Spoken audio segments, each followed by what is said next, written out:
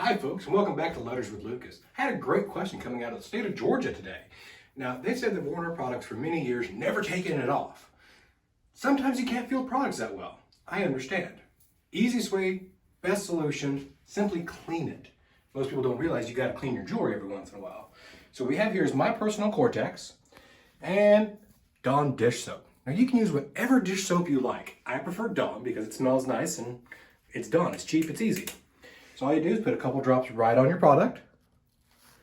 Take yourself some warm running water. Cold, it's not going to help you much because you need to break up the grease that your body creates. The oil and the skin cells combine to make a putty type situation.